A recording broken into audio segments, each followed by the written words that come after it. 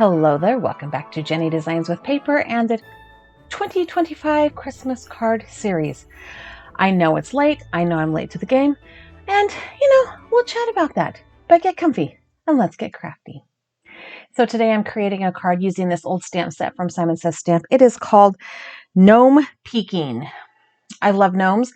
I think I used this one last year, and in fact I'm probably making a very similar card, and well, that's because I haven't been in my craft room for a while, and I need to wet my whistle, so to speak. So I have some masking magic from Gina K. I have a selection of Copic markers and a piece of Nina Classic Crest Solar White 80-pound cardstock. I will be stamping in Simon Says Stamp Intense black ink because it is Copic marker friendly. Other things about this card. Oh, I was going to stamp a mask for the truck, but I had one on the stamp set, so I didn't need to create a new one. So I'm going to go ahead and put this in my Misty Stamp Positioner. I will ink up the little pickup truck with the black ink. I'm going to ink it up twice because it is a very fine line image. And I wanted to make sure that I had a good solid outline to the entire image. Also, I haven't been in my craft room for a good long minute, which we're going to chat about that. And I did things weird. I had to remember where things were in my craft room. I had to remember how to Copic color. I couldn't remember. It wasn't muscle memory. Like it was, or maybe I was only operating on muscle memory and not creativity as I created this card. So I put the mask down on the pickup truck, and then I took a piece. I'm going to take a piece of masking magic and cut it into 3 pieces. So I have the ground, the horizon, and the sky. I did choose to color this truck in some greens because if it's green, I love greens. I love all the colors of green. But then I also added the horizon line or the sight line as a grassy area instead of a snowy area where there's clearly snow on this pickup truck. Also, one of my Copics made a little bit of a ink sploosh when I was coloring in that snow, which I wasn't super worried about because I was going to use something to cover that snow up and make it a little bit more snowy. That also created a little bit of a learning curve for me. But yeah, so here I've got this masking magic. There we go. Cut into 3 pieces. I am masking off the ground. Anyway, and then I'm going to ink blend the background. I used Simon Says inks. I used a cloudy sky, fern, and cobblestone. Sorry, for the ink blending colors. Sorry, had to pause for a minute because I have a frog in my throat, or probably an almond in my throat because I needed a little bit of snack before I sat down to do this voiceover. So the title of this video is A Little Christmas Card and a Mental Health Check. If you have never been on my channel before, you probably will not even notice this. But if you have been around before, you may have noticed that I have been somewhat absent. It was not intentional. It kind of started as life being overcome with events, and it just kind of went from there. So in May, right at the end of my kids' school year, my grandmother, my dad's mom, my last living grandparent, was put into hospice. She was having some, she was put into hospice. We'll leave it at that. And I made the decision to purchase a plane ticket and go out and see my grandmother. I live in the eastern United States. They live in the western United States. I went to go see my grandmother because while she was in hospice and her health was failing, she was still mentally aware of who was around. So I went to see my grandmother like 3 or 4 days after my kids got out of school. And I spent a week with my grandmother and my parents and my daughter who lives out west, who is teaching school out there. And then I came home. And when I got home, I had about a week before I had to get my boys ready to go to their summer camp. Because I only have, of my 7 children, I have 2 that are under 18. I have 3 that live at home, but 2 that are under 18. And they're both boys. And so I got the boys off to their camp. And then my 14-year-old, he's 16, my 16-year-old had a second camp. It was like a 3-day camp that he went to. These are both church camps. And I kind of like went from one thing to the next thing to the next thing, right? One thing I should also preface is that my kids have always needed their summer vacation to be a break. One year I got really Pinterest mommy and created this whole poster, and all 5 of the 7 days of the week, we were going to try something new. Saturdays and Sundays were family days, but Monday through Friday, the kids and I were going to either make something new, we were going to bake something new, we were going to travel somewhere, we were going to, anyway, day trips, local trips, all the things. So for the first week, we did something every single day. And then we had our Saturday and we had our Sunday, and my kids looked at me and said, Mom, can we not this week? Over planning was too much for my kids. So fast forward, I don't know, 8, 9, 10 years. And this year, got my boys off to their camps, got them home, and we settled into our pattern of low-key summer. Go to the pool, hang out with friends, fire pits at night, hang out with the neighbors. And I settled into this pattern of reading. So I'd get up in the morning, I would take my hour to drink my protein shake, because that's about how long it takes me to drink that shake these days. And then I would go take care of my chickens, because yes, I got chickens. That's a whole nother story for a whole nother video. So I would go out and clean up their coop and clean up their pen, make sure they had food, make sure they had water. They weren't laying eggs yet, so they were still kind of sort of babies. And so I was picking them up and holding them. I want my chickens, I wanted them to be pets, not afraid, right? Anyway, it was the whole thing. And then I would come in the house and shower and change and sit and read. And that was my day. Almost every day.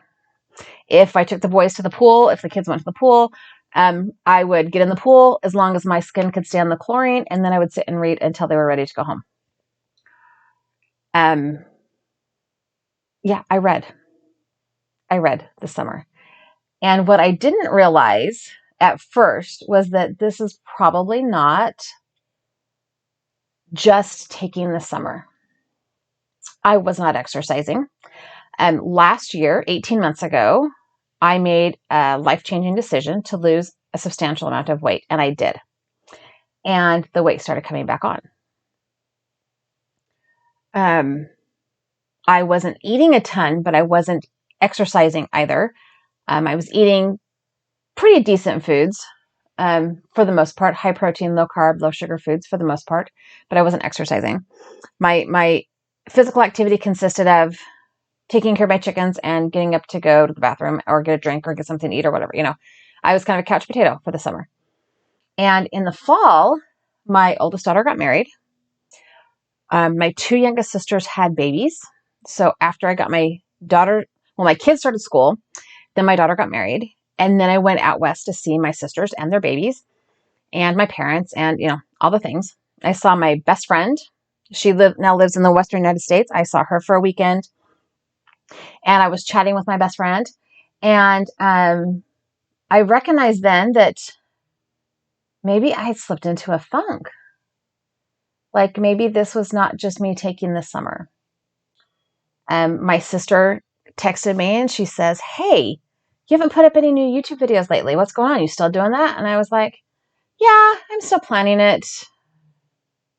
And after she texted me, I made new intros and outros, extras, whatever you call them. I made new thumbnails. I created new things. I did not create new videos. In fact, I didn't create anything in my craft room. The last video I made was Wyoming's Crime and Coloring, which went up sometime in May. So I went to visit my friends or my family, and I came home. It's the middle of September, and I realized, okay, I need to address this. This is like my kids are back in school. My life should be back into a normal routine. I should be getting up and exercising. I should be doing the things around my house. I need the things in my community, the things in my church, the things in my family that need to be done. And I was still just sitting around reading. Now, I was not reading great. Okay, let me get this. Let me rephrase that. I was reading a lot. I was reading a lot of free to me through my app and my account books. Some of them are self-published and they were great. Some of them weren't. I was reading a lot of recommended books from my friends. I was reading a lot of, I have a book club that I've been going to for a few years. A lot of recommendations from my book club ladies. But that was the extent of it. So when I came home from my trip to go see my brand new nieces and my bestie, I went to my primary care and I said, I think I'm in a funk. I'm something's not right. So she did a little bit of blood work.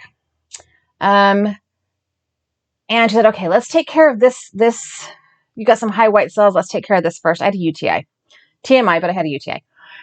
Let's get this taken care of. You're due for a physical next month. Let's talk about it then. Let's get this all cleaned up. So I took care of that. I had my blood work done. I went back in for my physical, and I'm chatting with her and talking with her and my blood work. And also I needed to recognize that I am almost 52. I am 3 years post-hysterectomy, and I am in the 7th ring of menopause hell.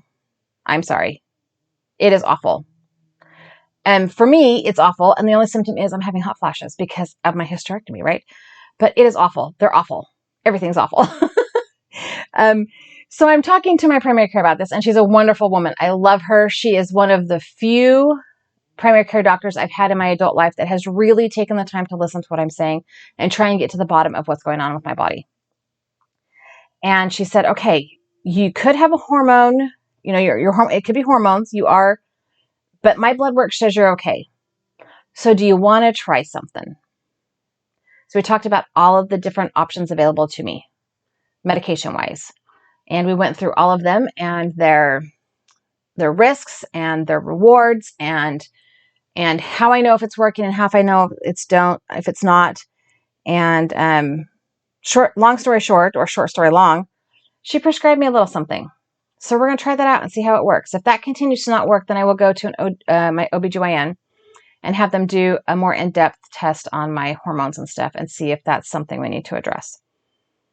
But the whole point of this short story long is you need to pay attention to what's going on. Falling into a funk for 6 months should not have been a surprise to me, and I will tell you why. My husband is medically retired from the military. He is very open about his struggles with PTSD. I will just say he is a sole survivor of an incident from when he was overseas. And he has a lot of PTSD. He has a lot of survivor's guilt. And we have spent the last 20 years helping him deal with those feelings and those emotions and finding new and better coping mechanisms, including medication and therapy. I have children. More than one of my children are neuroatypical. More than one of my children suffer from depression and or anxiety. More than one of my siblings suffers from depression and or anxiety. So it should not have been, I should have noticed it sooner, I think is what I'm saying. Now I'm giving myself grace because clearly I didn't. And as soon as I did, I started taking care of things. But my point is, pay attention to what's going on in your life. If you can't make yourself do things that you love, and I love my craft room. It's a hot mess 99% of the time, but I love my craft room. It is carefully curated with the types of projects and that I like to do and the products from companies that I enjoy supporting. I have tried a little bit of everything. Some of it has stuck, some of it has not, but I love my craft room. And when I didn't want to be in it, that should have been my warning, right? When I went 6 months without doing anything creative, that should have been my warning. When I realized I was in month 3 or 4 without doing any type of exercise, that should have been a red flag for me. And I should have been able to process all these red flags. But because as a mom, I'm used to taking care of everybody else, because as I'm a mom, I'm a wife, I'm active in my community, I'm active in my church community. I didn't pay attention to what was going on with me. So my first video on my channel in 6 months is this completely unoriginal, because I know I've done this card before, little gnome pickup truck made into a Christmas card in colors that I love, the greens. I love scene cards. They're not always my go-to, but I love making scene cards, especially easy scene cards. A little bit of masking is not hard. But like, I forgot how to edit videos. It took me a long time to edit this video. It took me a long time to edit the picture. In fact, it didn't even turn out that great. 6 months away was a long time. So I say all this, I put all this out there, not just because I didn't want to explain what I was doing because I couldn't remember, because that is part of it, but also so that you will have somebody else in your ear saying, hey, maybe you need to stop and think about how you're feeling about this. If you notice things about yourself that are not normal. Now, don't get me wrong, I don't like to exercise, but it was a huge part of how come I was able to lose weight, and I stopped doing it. Okay. And I still haven't got back into a good pattern of that. I'm like one step at a time, giving myself grace one step at a time. But if you notice that your patterns, your normal habits, the things that you enjoy, if you can't even make yourself shower and wash your hair, and it's been 3 days since you washed your hair, talk to somebody you love, talk to somebody who loves you, talk to your primary care physician, talk to somebody about what you need to do to shake yourself up. Is it a funk, or have you found yourself settled into a minor depression? Is it a hormone fluctuation? What can you do to help yourself out of it before it becomes something that is harder and harder to dig out of? So yeah, PSA, take care of your mental health, because as a woman and as a mom and as a community member and a church member, sometimes we're not being taken care of. We are taking care of other people. And we really, really, really need to pay attention to our own mental health, because I didn't have any catastrophic incident.